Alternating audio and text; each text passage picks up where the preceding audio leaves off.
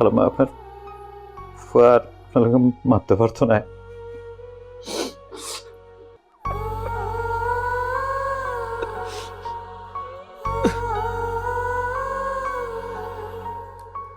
তুই ফোন দিবে দিবি কইরা বয়া রইছি কত 3-4 দিন ধরে অপেক্ষা করতেছি, কোনো ফোন টোন দেস না বাপ।